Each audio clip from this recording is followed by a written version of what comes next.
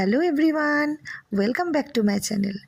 আমি বহরমপুর থেকে চলে এসেছি তোমাদের সাথে আবার একটা নতুন ভিডিও শেয়ার করতে। আমি কিন্তু বেশ অনেক দিন পরই তোমাদের সামনে একটা ভিডিও শেয়ার করছি। আসলে গত 1.5 মাস ধরে আমার ছেলের এক্সাম চলছিল। তো এক্সামটা যেহেতু সোমবারের দিন শেষ হয়েছে, তাই সেইভাবে তো বেরানোই হয় না। তা ছেলের আবদারে আজকে একটু বেরিয়ে পড়েছি।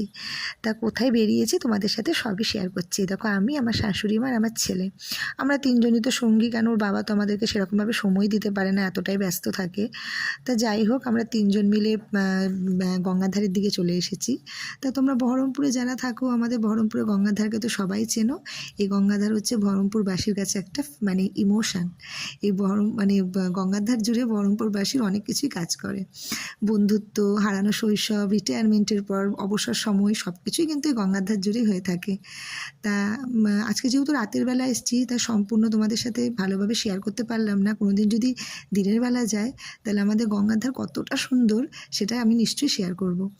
তা গঙ্গাধারে এসে দেখছি আমাদের এই যে সবুজ সংঘের মাঠ, এখানে একটা ছোট হ্যান্ডক্রাফটের মেলা বসেছে। তা মেলাটা দেখে, বেশ ছোটোই মেলাটা, বড় করে না, কিন্তু মেলাটা দেখে ভীষণই ভালো লাগলো। তাই জন্য ঢুকেও পড়লাম ভেতরে। কেনাকাটা কিছুই করিনি, কিন্তু চোখ দিয়ে দেখতে কে বারণ করেছে। তাই জন্য মেলাটা দেখতে আসলাম। এসে দেখছি যে দাদা ভাইরা, দিদি ভাইরা না, প্রায় বেশিরভাগই নিজের হাতে তৈরি করে জিনিস ওরা কিন্তু বিক্রি করছে।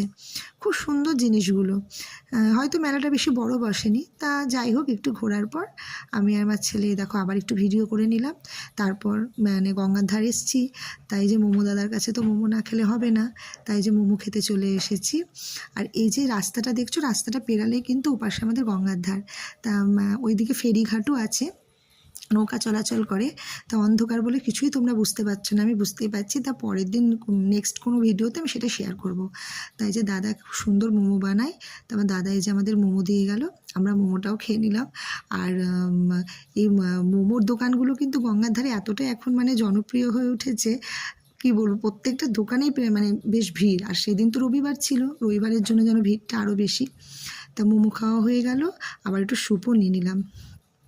আর তো ওখানে খাওয়া দাওয়ার পর আমার ছেলে বললো, মা চলো, এত তাড়াতাড়ি বাড়ি যেতে হবে না, চলো আর একটু ঘুরে আসি। তাই এবার একটু আমরা সয়দাবাদের দিকে যে রাস্তাটা যাই, ফুড পার্কের দিকে একটু গিয়েছিলাম। তা ফুড পার্কের ওখানে গিয়েও দেখছি খুব ভিড়। আবার এই পাশে অপোজিটে যে কেটলি আছে, কেটলিতেও খুব ভিড়। তা ভিড়ের মধ্যে আর ঢুকতে না ভালো লাগছিল না।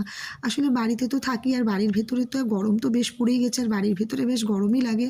তার থেকে আমার শাশুড়ি মা তখন বললো, আর ভেতরে ঢুকতে হবে না, রাস্তা দিয়ে হাঁটি। তা একটু এই যে হাঁটাহাঁটি করছি।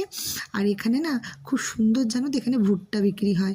এই যে ভুট্টা দোকানগুলো এখানে খুব বসেছে। তা আমার ছেলেকে ছোটোবেলায় ভুট্টা খাওয়া